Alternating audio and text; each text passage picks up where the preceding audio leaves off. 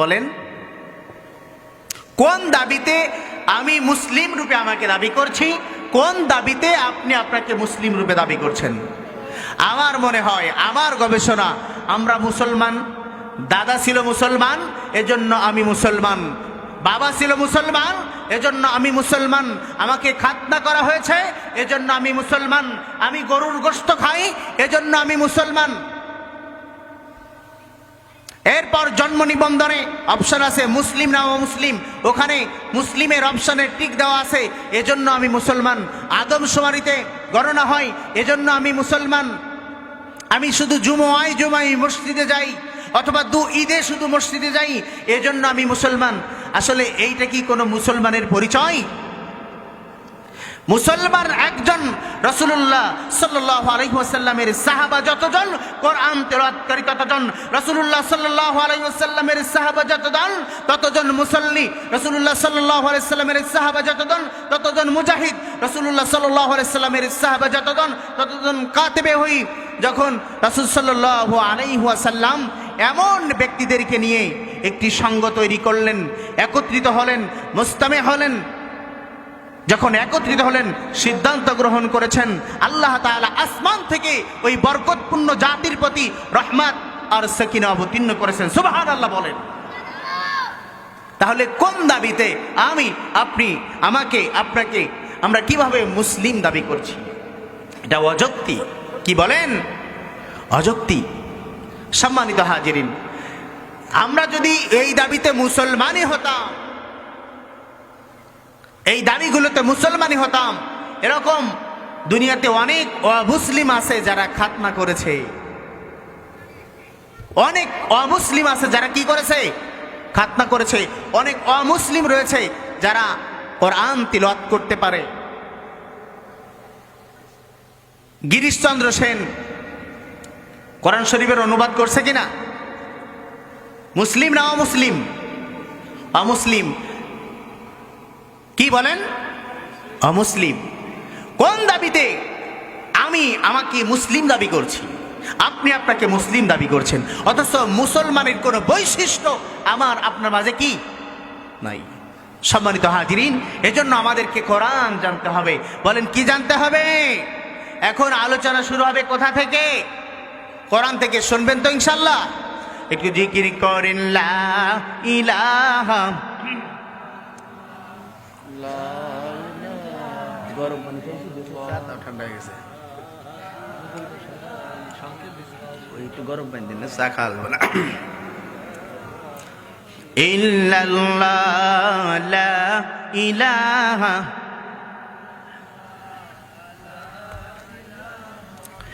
লা ইলাহা ইল্লাল্লাহু মুহাম্মাদুর রাসূলুল্লাহ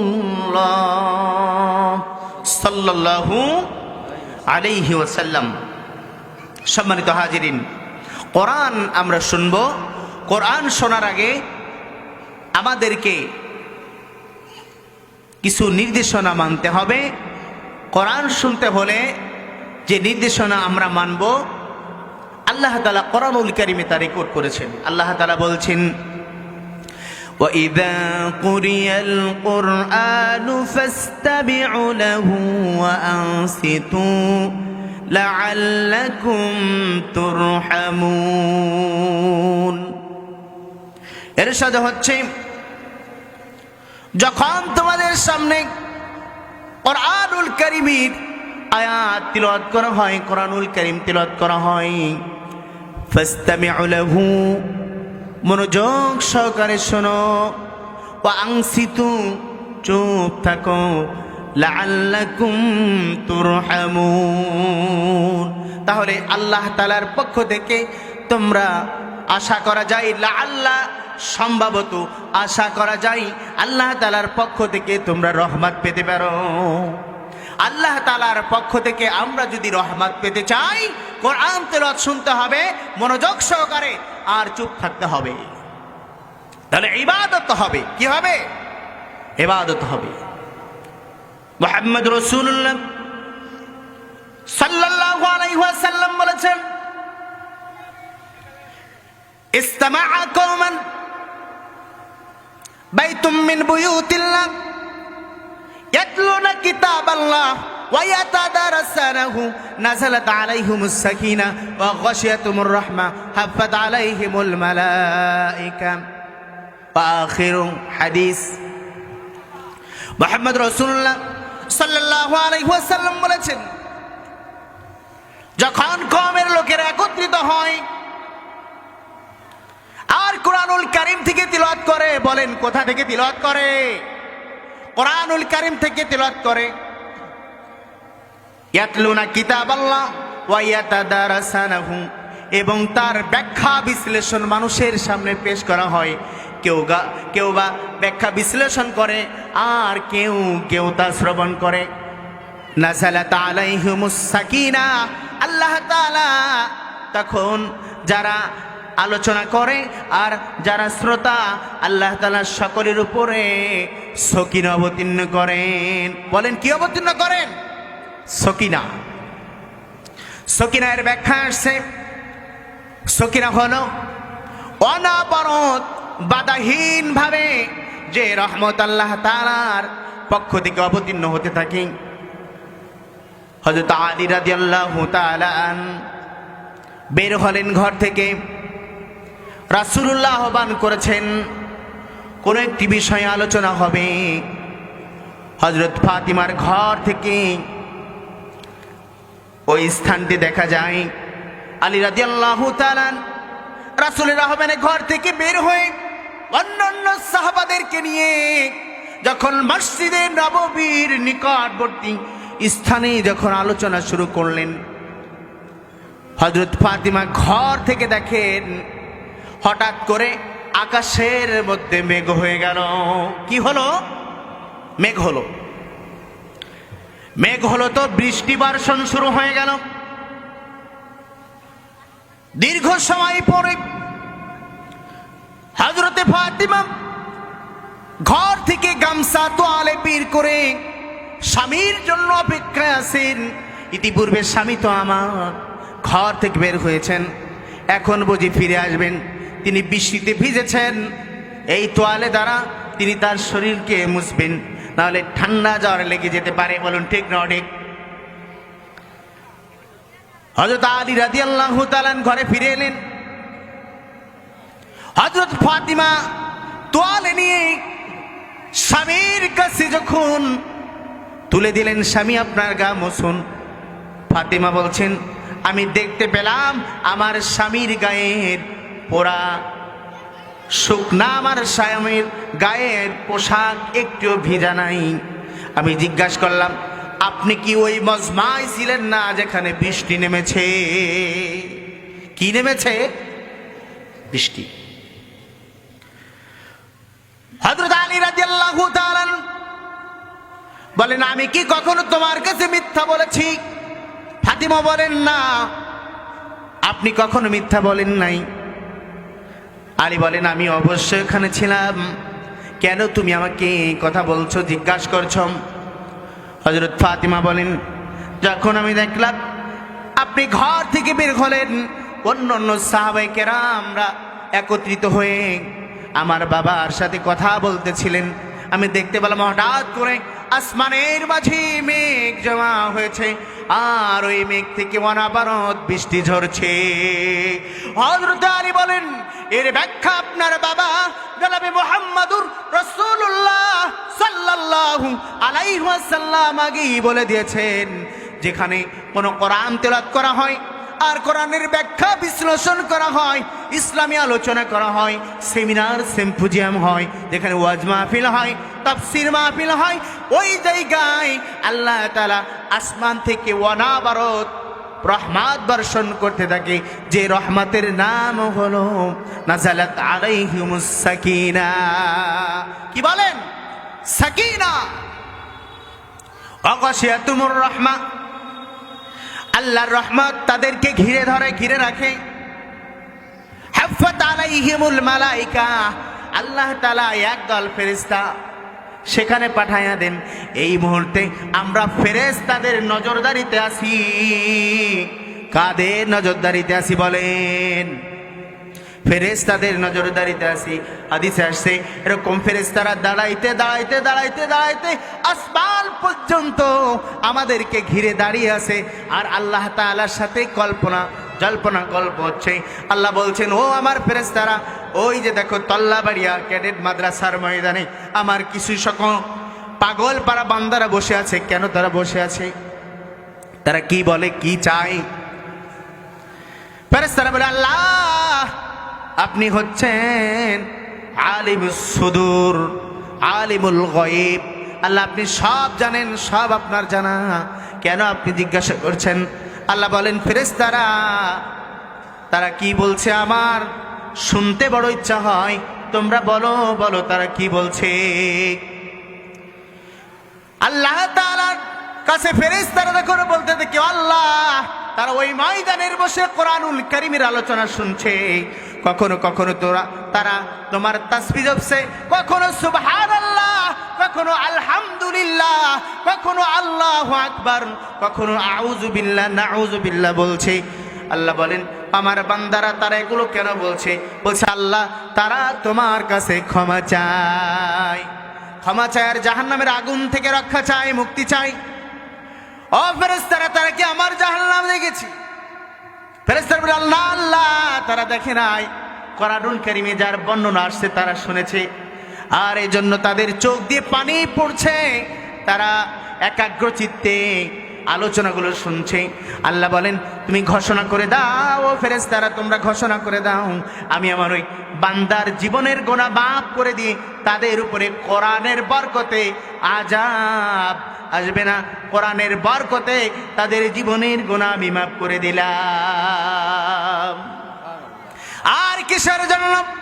ফেরেশতারা তখন বলে, ও আল্লাহ তারা জান্নাত চায়। কি চাই বলেন? জান্নাত চায়। ফেরেশতারা যখন বলে, ও আল্লাহ তারা জান্নাত চায়, আল্লাহ বলেন, ও আমার ফেরেশতারা তারা কি জান্নাত দেখেছে? তারা কি জান্নাত দেখেছে? আল্লাহ তাআলা বলেন, ফেরেশতারা বলেন, না আল্লাহ তারা জান্নাত দেখে নাই, কোরআনুল কারীম থেকে শুনেছে, তিলাওয়াত করেছে, বুঝেছে, আর সেইটার আশা তারা করছে। আল্লাহ তাআলা বললেন, তারা আমাকে দেখে নাই, আমার জাহান্নাম দেখে নাই, আমার জান্নাত দেখে নাই, না দেখে আমাকে বিশ্বাস করে জাহান্নামের আগুন থেকে পানা চায় আর জান্নাতের আশা করে। ও ফেরেশতারা তোমরা সাক্ষী থাকো, আমি আমার ওই বান্দাদেরকে মাফ করে দিলাম, আর কাল আদালতে আখিরাতে বিচার শেষে ওই জনসমুদ্রকে আমি জান্নাতে ঢুকাই দেব। বলুন সুবহানাল্লাহ, লা ইলাহা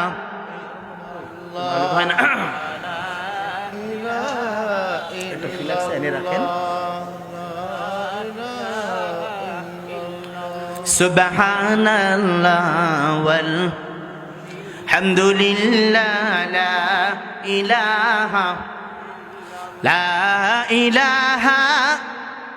ইল্লাল্লাহু, লা ইলাহা, জোরে জোরে,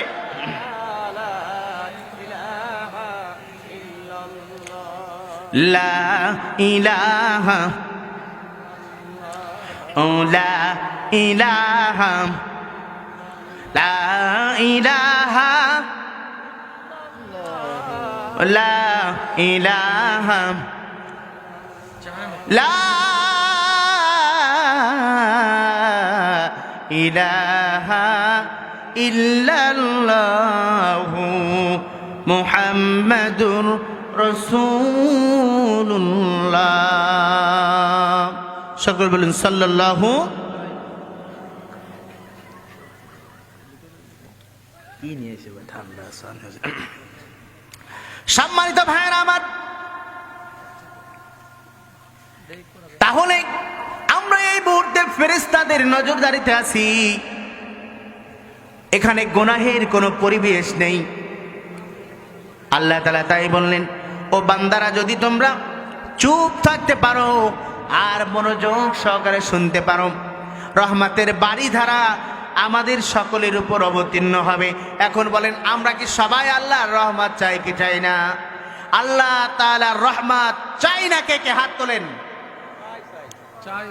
একজন, দুই, তিন, চার, পাঁচ, এই কজন আল্লাহর রহমতের দরকার নেই নাকি?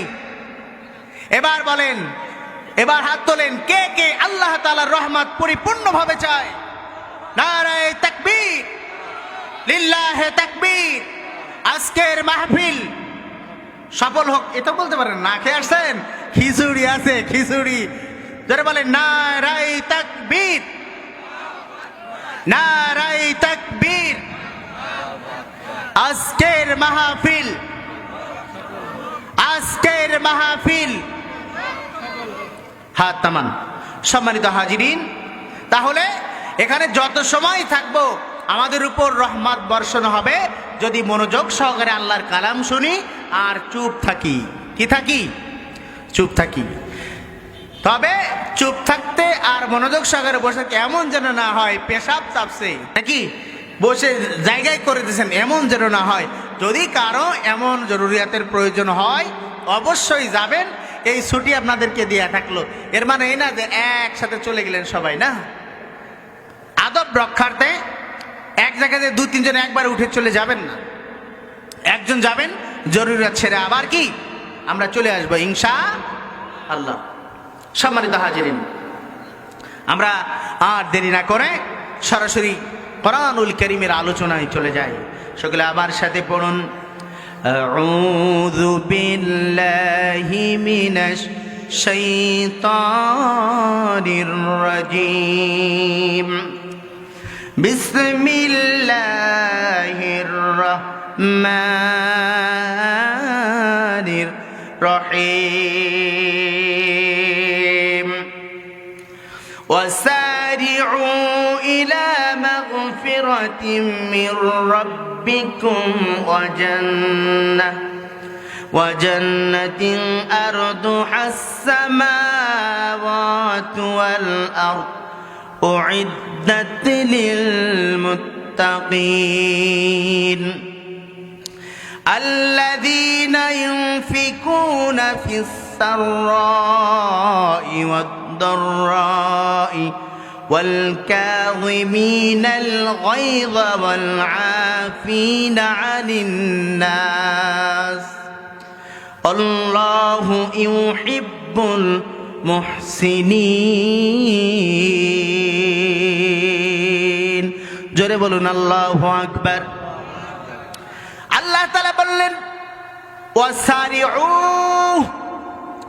আর তোমরা প্রতিযোগিতার সাথে দৌড়াও, ইলা মাগফিরাতিম, ক্ষমার দিকে, মির রাব্বিকুম, তোমাদের রবের ক্ষমার দিকে তোমরা প্রতিযোগিতার সাথে সাই করো, দৌড়াও। ওয়া জান্নাত, আর ওই জান্নাতের দিকে তোমরা দৌড়াও।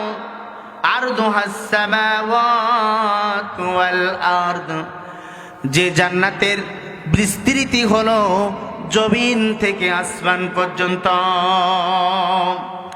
উইদ্দাত লিল মুত্তাকিন, যা আমি আমার মুত্তাকি বান্দাদের জন্য ঢেলে সাজিয়ে রেখেছি।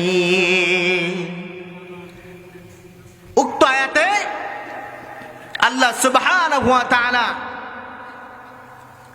মুমিন বান্দাদেরকে জান্নাত এবং তার ক্ষমার দিকে দৌড়ানোর জন্য নির্দেশ প্রদান করছেন। কিসের দিকে?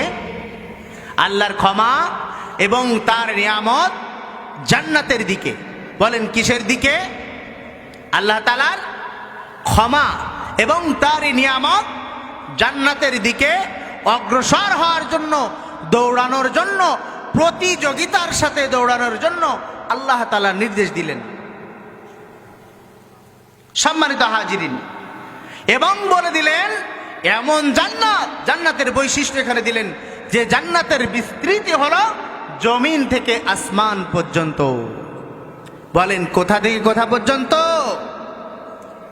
জমিন থেকে আসমান পর্যন্ত। আমরা দুনিয়াতে যার একটা বাড়ি আছে, আরেকটি বাড়ির জন্য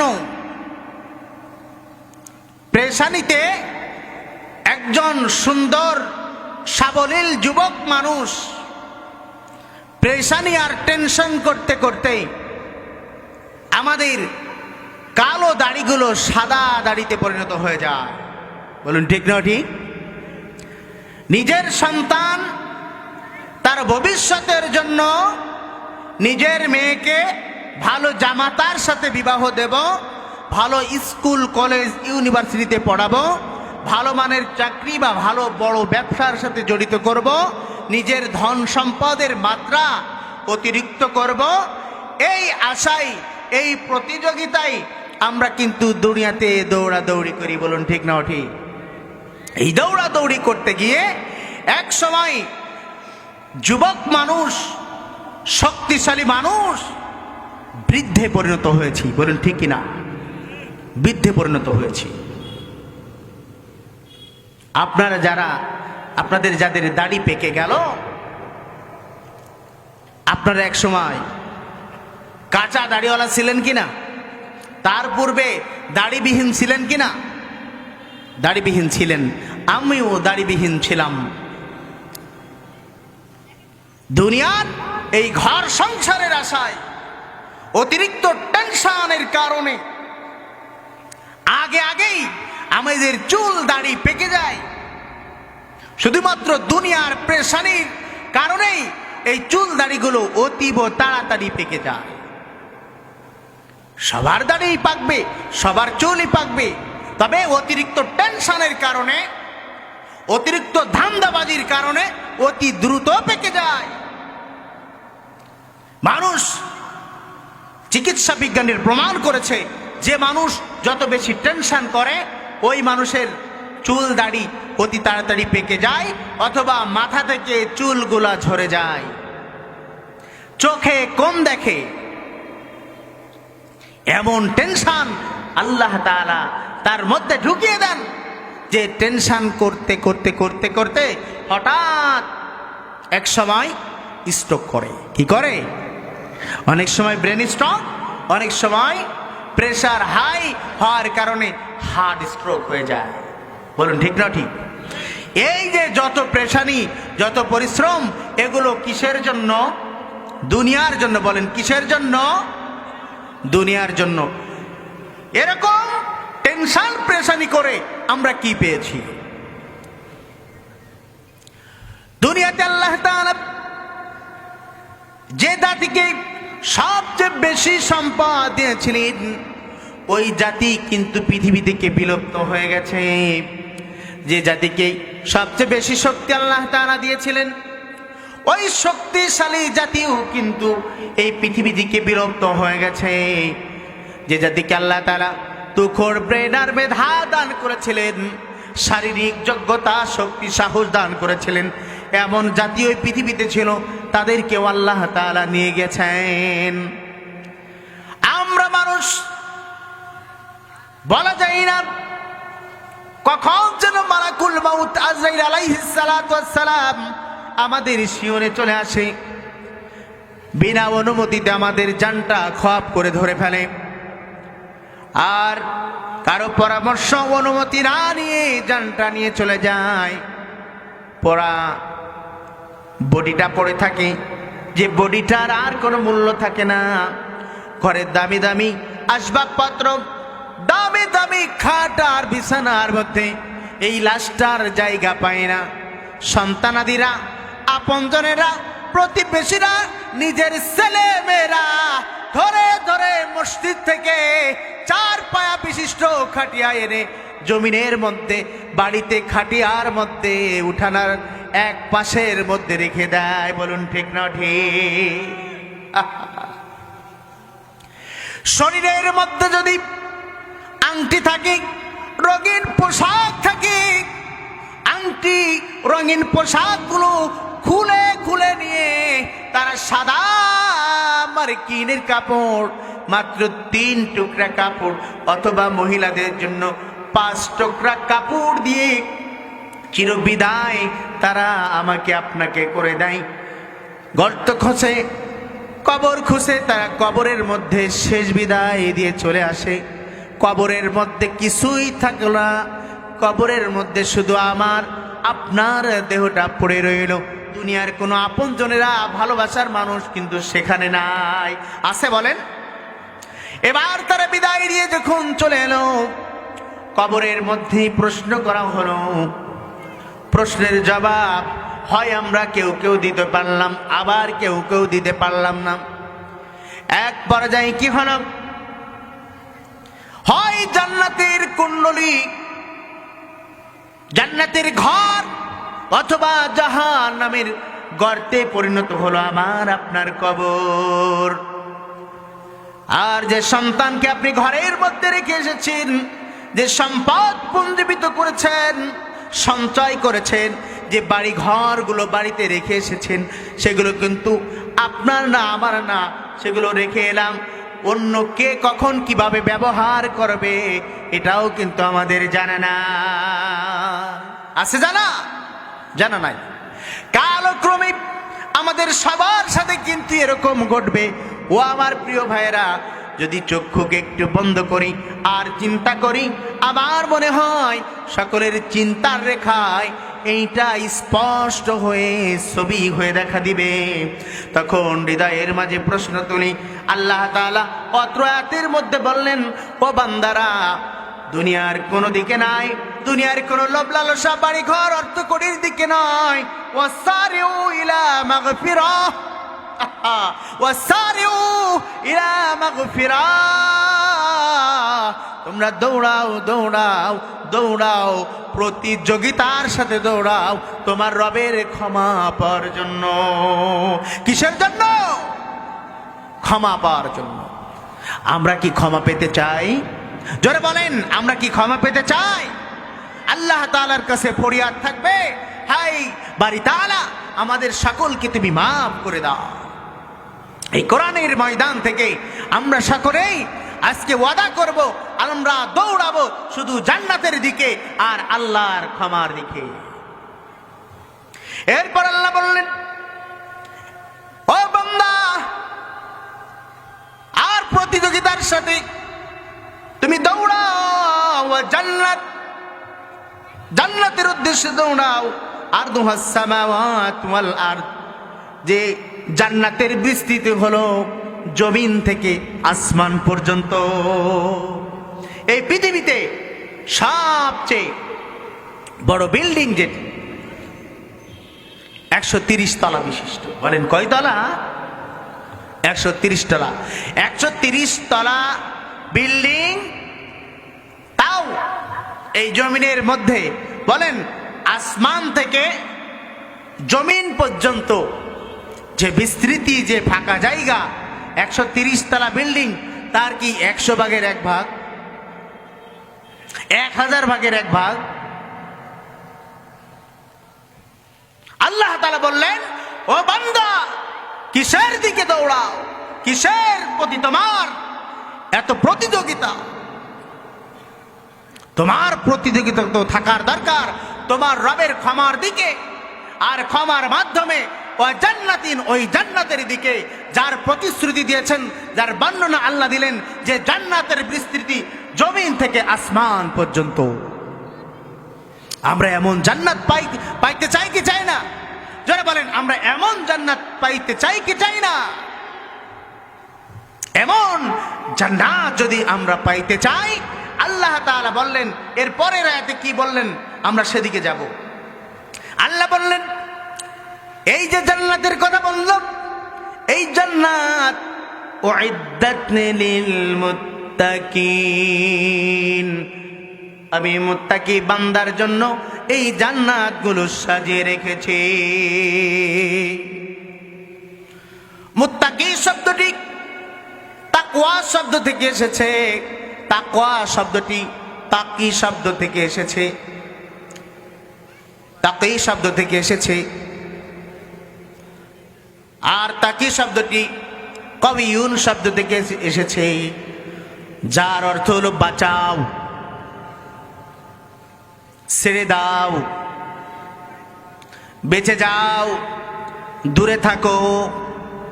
তারকুল মুসিয়া, খসিয়া, ভয় ভীতি। আমরা মোনাজাতের মধ্যে বলি, রব্বানা আতিনা ফিদ দুনিয়া হাসানাতাও ওয়াফিল আখিরাতি হাসানাতাও ওয়াকিনা আযাবান নার। এখানে ওয়াকিনা আছে, এই ওয়াকিনা শব্দের অর্থ হলো বাঁচাও। তাহলে তাকিয়া বা ওয়াকিনা শব্দের অর্থ হলো বাঁচাও, তাকওয়া শব্দের অর্থ হলো বেঁচে থাকা। তারকুল মাসিয়া, সন্দেহ বস্তু থেকে, সন্দেহ মনে হয় এমন বস্তু থেকে নিজেকে বাঁচিয়ে রাখার নাম হলো তাকওয়া। আল্লাহ তাআলা যা আদেশ করেছেন সেগুলো মেনে নেওয়া আল্লাহর ভয়ে, আর আল্লাহ তাআলা যা নিষেধ করেছেন ঘৃণা ভরে সেগুলো ছেড়ে দেওয়া, এর নাম হলো তাকওয়া। কোরআনুল কারীমে অসংখ্য আয়াত বলা যাবে তাকওয়ার উপরে। কিসের উপরে? তাকওয়ার উপরে। আল্লাহ তাআলা এখানে যে তাকওয়ার কথা বললেন, আল্লাহকে ভয় করার কথা আল্লাহ তাআলা বললেন। আল্লাহ বললেন মুত্তাকি বান্দা হলো তারা আল্লাযীনা ইউনফিকুনা ফিস সাররাই ওয়াদ-দাররা। আল্লাযীনা, যারা ইনফিকুনা, ব্যয় করে, খরচ করে,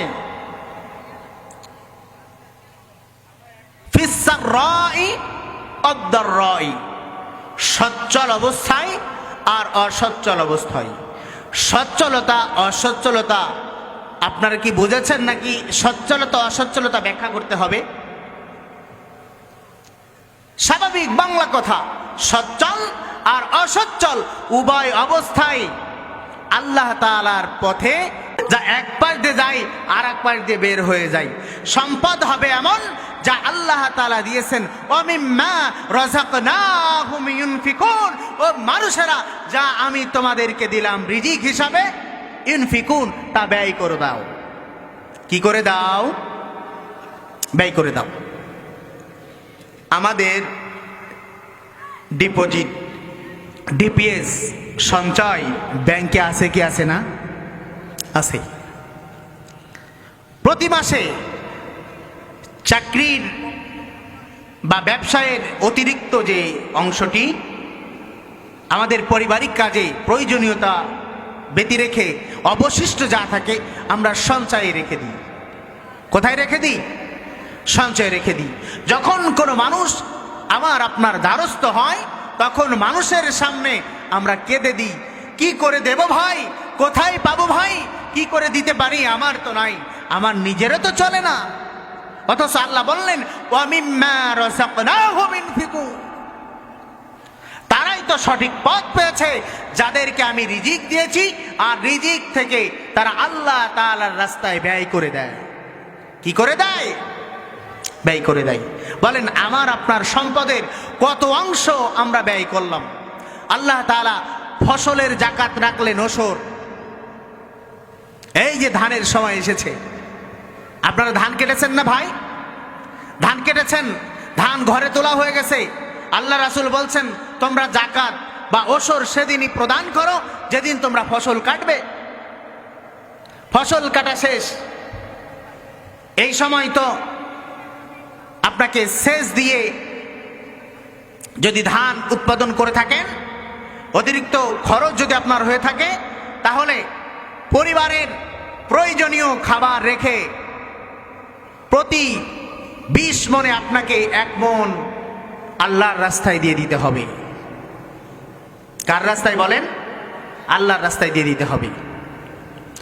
আর যদি আল্লাহর দেওয়া বৃষ্টিতে অল্প সারে যদি হয়ে যায়, ভালো ফলন যদি হয় অল্প খরচে, তাহলে 10 মণে আপনাকে 1 মণ আল্লাহর রাস্তায় দিয়ে দিতে হবে।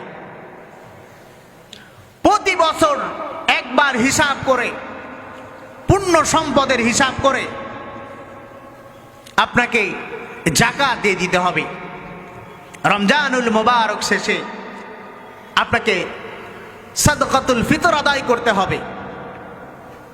আল্লাহর রাস্তায় আপনাকে প্রয়োজন যখন হবে, যখনই আপনার কাছে আবেদন করা হবে, নিবেদন করা হবে, চাওয়া হবে, আল্লাহ বললেন ইনফিকুনা ফিস সাররাই ওয়াদ দাররা, অল্প থাক অল্প দেব, বেশি আছে বেশি দেব। এটাই একজন মুত্তাকি আর জান্নাত ওয়ালা ব্যক্তির পরিচয়। বলেন আমরা কি জান্নাতে যেতে চাই? আমরা জান্নাতে যেতে চাই শুধুমাত্র দুটো সিজদা দিয়া, অথবা ভিক্ষুককে দু একটা টাকা দিয়া, আর অতিরিক্ত সব আমার সন্তানের জন্য অতিরিক্ত রেখে আমরা জান্নাতে যেতে চাই। অথচ যে সম্পদ আপনি ব্যাংকে রাখলেন, বলেন এই ব্যাংক ডাকাতি হয়ে যাওয়ার সম্ভাবনা আছে কি নাই? আগুন ধরে পুড়ে যাওয়ার সম্ভাবনা আছে কি নাই? আছে, আছে। প্রাকৃতিক দুর্যোগে এই ব্যাংক মাটির নিচে ধসে যাইতে পারে কিনা? পারে। যদি আল্লাহ তাআলাকে কর্জে হাসানা দেওয়া হয়, আল্লাহ তাআলা বহু গুণে তা আমাদেরকে ফেরত দেবেন। আমরা কি আল্লাহ তাআলাকে কর্জে হাসানা দিতে চাই ভাই? তাহলে আজকে যে মাহফিলের উদ্যোগে এই কোরআনের আয়োজন, এই হাদিসের আয়োজন, এই আলোচনার আয়োজন, আমরা এই মাদ্রাসার প্রয়োজনে যখন যা কিছু প্রয়োজন আমরা সকলে দেব তো ইনশাআল্লাহ? বলেন নারায়ে তাকবীর। জিকির করি লা ইলাহা। ভালো আছেন? শরবত খালাম। সুবহানাল্লাহ ওয়াল হামদুলিল্লাহ লা ইলাহা। সুবহানাল্লাহ ওয়াল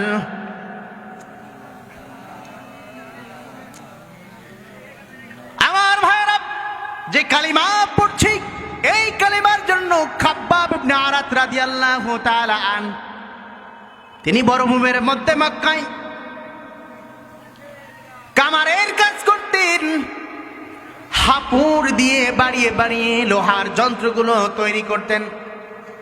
খাব্বাব ইবনে আরাত রাদিয়াল্লাহু তাআলা আন যখন চুপে চুপে কাজ করতেন আর চুপে চুপে কালিমা পড়তেন, মালিক জানতে পারল। আশপাশের লোকেরা খাব্বাব ইবনে আরাত রাদিয়াল্লাহু তাআলা আনহুর জন্য মালিকের কাছে অভিযোগ করল, আপনি কি জানেন আপনার খাব্বাব সে মাঝে মাঝে যেন কি পড়ে কি পড়ে? মালিক জিজ্ঞাসা করল, সে কি পড়ে তোমরা কি জানো না? তোমরা কি শোনো নাই? লোকদের মধ্যে থেকে একজন বলল, খাব্বাব ইবনে আরাত পড়ে লা ইলাহা। তখন মালিক বলে, লা নাই ইলাহা, কোন ইলাহ নাই, কোন নেতৃত্ব নাই, কর্তৃত্ব নাই, রিজিক দাতা নাই, বিধান দাতা নাই, আইন দাতা নাই আল্লাহ তাআলা ছাড়া। সে যেই কথা বলেছে সে বেয়াদবি করেছে, চরম বেয়াদবি করেছে, তাকে ধরে আনো। খাব্বাব ইবনে আরাত রাদিয়াল্লাহু তাআলা আনহুকে ধরে আনতে গেল, কিন্তু তার গায়ে অত্যন্ত গন্ধ ছিল কামারের কাজ করার কারণে। দীর্ঘ সময় যদি ধোয়ার কাছে থাকা হয়, ধোয়ার গন্ধ মানুষের শরীরে পোশাকের মধ্যে লেগে যায় কিনা? এর প্রমাণ হলো যারা বিড়ি খায়, ও ভাইরা, ও বন্ধুরা, ও প্রিয় আপনজনেরা, যারা বিড়ি খান তাদের হাতের মধ্যে গন্ধ, শরীরের মধ্যে গন্ধ, তাদের দাড়ির মধ্যে গন্ধ, তাদের গায়ের পোশাকের মধ্যে গন্ধ, গালের মধ্যেও গন্ধ। কিসের মধ্যে গন্ধ? গালের মধ্যেও গন্ধ। শুধু তাই নাই, যারা বিড়ি খায় সাবান দিয়ে হাত ধোয়ার পরও হাতের মধ্যে গন্ধ পাওয়া যায় কিনা? খাব্বাব ইবনে আরাত দীর্ঘ সময় কামারের কাজ করার কারণে শরীরের মধ্যে গন্ধ।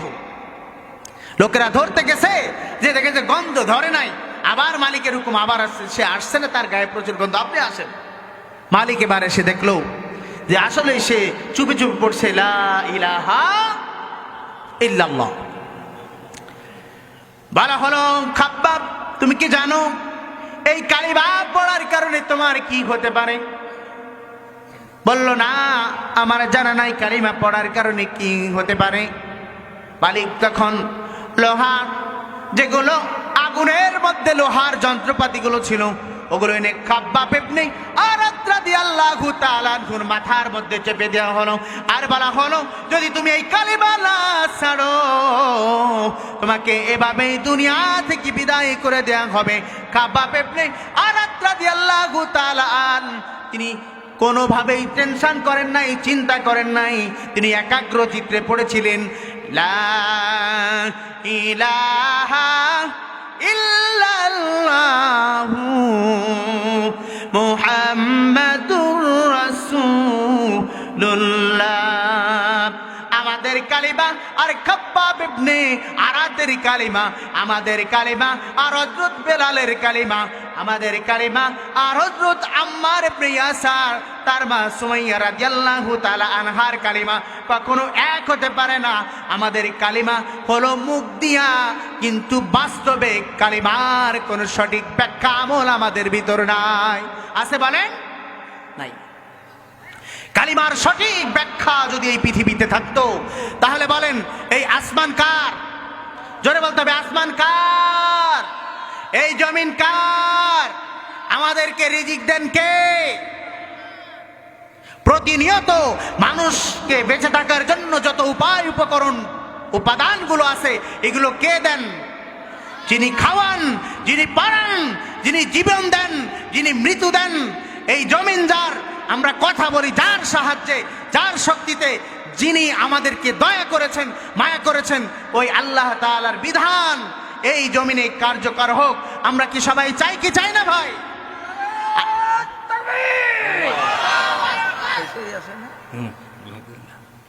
সম্মানিত ভাইরা, আল্লাহ তাআলার বিধান এই কালিমাকে শুধু আমরা আজকের এই মাহফিলের ময়দানে রাখতে চাই না। আল্লাহর এই বিধানকে, আল্লাহর এই কোরআনকে আমরা সংসদে পর্যন্ত পৌঁছায় দিতে চাই। আমরা সকলে রাজি আছি তো ইনশাআল্লাহ?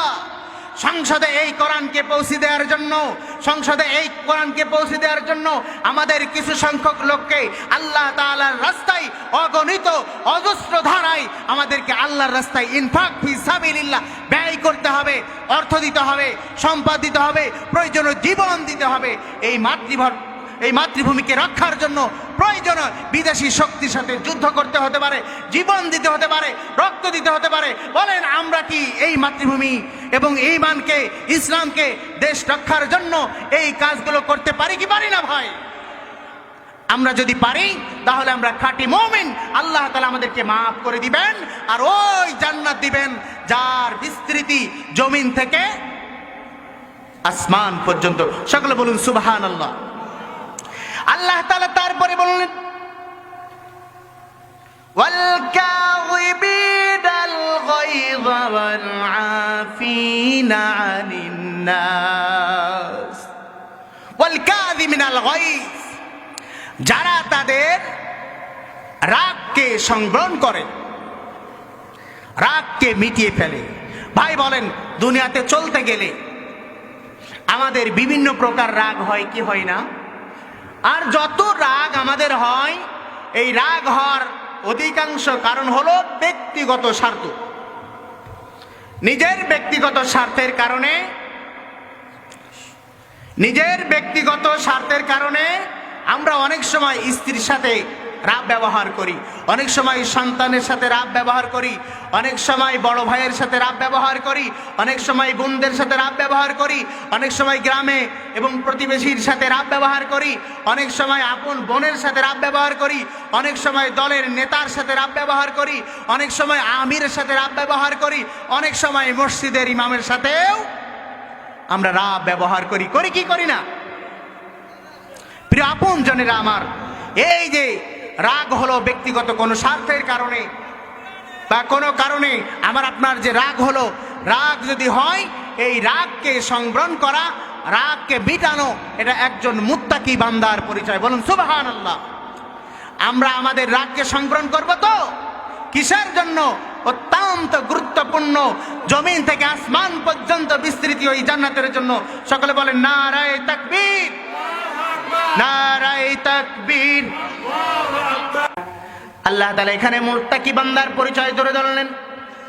এক নম্বরে যারা আল্লাহ তাআলার রাস্তায় সচ্ছল অসচ্ছল উভয় অবস্থায় আল্লাহ তাআলার রাস্তায় ব্যয় করে, এরপর যারা রাগকে সংবরণ করে, এরপর আল্লাহ বললেন ওয়াল আফিনা আনিন নাস, যারা মানুষকে মাফ করে দেয় আল্লাহ তাআলা তাদেরকে এমন জান্নাত দান করবেন যে জান্নাতের বিস্তৃত হলো জমিন থেকে আসমান পর্যন্ত। বলুন সুবহানাল্লাহ। আমার প্রিয় জনবন্ধনেরা, হাদিস শরীফে পড়েছি, এবারও দেখুন পড়ছি না। হাদিসের অর্থ হলো আল্লাহ রাসূল সাল্লাল্লাহু আলাইহি ওয়াসাল্লাম তার একজন সাহাবাকে বলছেন, রাসূলের সাহাবা বললেন, ইয়া রাসূলুল্লাহ, আমার মধ্যে এমন একটি বৈশিষ্ট্য আছে। রাসূল বললেন, কি এমন বৈশিষ্ট্য? সাহাবা বললেন, আমি ঘুমানোর আগে প্রতিনিয়ত সারাদিন ব্যাপী যাদের সাথে চলি, যাদের সাথে ভালো ব্যবহার খারাপ ব্যবহার হয়েছে, আমার কারণে যারা কষ্ট পেয়েছে বা আমি যাদের কারণে কষ্ট পেয়েছি, সারা দিন শেষে আমি ওই মানুষদেরকে মাফ করে দিই। কি করে দিই? মাফ করে দিই। এটা আমার বৈশিষ্ট্য। আল্লাহ রাসূল বললেন, হাযা সুন্নতি, এই যে তুমি প্রতিনিয়ত মানুষের উপর রাগান্বিত থাকো না, তুমি মানুষদেরকে আপন মনে করে মাফ করে দাও, এটা তোমার অত্যন্ত ভালো একটা বৈশিষ্ট্য, আর এটা আমারও সুন্নাত বটে। মান আহাব্বা সুন্নতি, যে ব্যক্তি আমার এই সুন্নাতকে ভালোবাসে, ফাকাদ আহাব্বানি, সে যেন আমাকে ভালোবাসে। ওয়া মান আহাব্বানি, আর যে ব্যক্তি আমাকে ভালোবাসে, কানা মাই ফিল জান্নাহ, আমি জান্নাতে ওই ব্যক্তির সাথে হব। বলেন, আল্লাহর রাসূলের সাথে জান্নাতে আল্লাহ রাসূলের সাথী কি আমরা সকলে হতে চাই? ভাই, কে কে হতে চাই? হাত তোলেন তো। নারে তাকবীর। আল্লাহ তাআলা জান্নাতের মধ্যেও আমাকে আপনাকে সকলকে আল্লাহ রাসূলের সাথী করুক, আমিন বলেন। ইযা মাতাল ইনসান, যখন মানুষ মারা যায়, ইনকাতা আনহু আমালুহু, তার সমস্ত কাম বন্ধ হয়ে যায়। ভালো কাজও সে করতে পারে না, খারাপ কাজও সে করতে পারে না। ইল্লা মিন সালাস, তবে তিনটা কাজ যদি সে দুনিয়াতে করতে পারে, মরার পরও কবরে বসে বসে কবরে থেকেই সে সওয়াব পাইতে পারে। ইল্লা মিন সালাস ইল্লা মিন সাদাকাতিন জারিয়া, দুনিয়াতে যদি আমরা সাদকায়ে জারিয়ার কাজ করতে পারি। সাদকাতুল জারিয়া এমন সাদাকা যা প্রবাহমান। এই যে মাদ্রাসা, এই মাদ্রাসা গড়ার জন্য, এই মাদ্রাসা গড়ার জন্য আপনি যদি সিমেন্ট কিনে দেন, এই মাদ্রাসা গড়ার জন্য আপনি যদি ইট কিনে দেন, এই মাদ্রাসা গড়ার জন্য আপনি যদি খুঁটি দিয়ে দেন, টিন দিয়ে দেন, যাবতীয় যা প্রয়োজন এগুলো যদি দিয়ে দেন, সাদকাতুল জারিয়া যতদিন থাকবে, এখানে যত ছাত্ররা লেখাপড়া করবে, সাদকাতুল জারিয়া। বলেন কি? সাদকাতুল জারিয়া। আপনি যেন একটা বৃক্ষ রোপণ করলেন, এই বৃক্ষ থেকে যত পশু পাখিরা ফল খাবে, যত মানুষ ছায়া আশ্রয় করবে, সবগুলো সাদকাতুল জারিয়া। একটি নলকূপ স্থাপন করলেন, যত মানুষ যত প্রাণী পানি খাবে, সব সাদকাতুল জারিয়া। এমন সাদকাতুল জারিয়ার কাজ আমরা দুনিয়াতে করতে পারি কিনা ভাই? আমরা এই মাদ্রাসায় আজকে অংশগ্রহণের মাধ্যমে দেখিয়ে দেব, আমরা কবরে বসেও সওয়াব পেতে চাই, আল্লাহর দেয়া নিয়ামত প্রাপ্ত ওই জান্নাত পেতে চাই। সকলে বলুন আমিন। এবার বলা হচ্ছে ইলমান মা ইয়ান্তাফিউ বিহা, এমন ইলম, এমন জ্ঞান অথবা জ্ঞানের উপকরণ কিনে দেওয়া, যেটা কিনে দেওয়ার মাধ্যমে আমরা সওয়াব পাইতে পারি কবরে বসে বসে। যেটা হতে পারে মাদ্রাসার ছাত্রদের কিতাব প্রয়োজন, আমার পকেট থেকে আমি কিতাব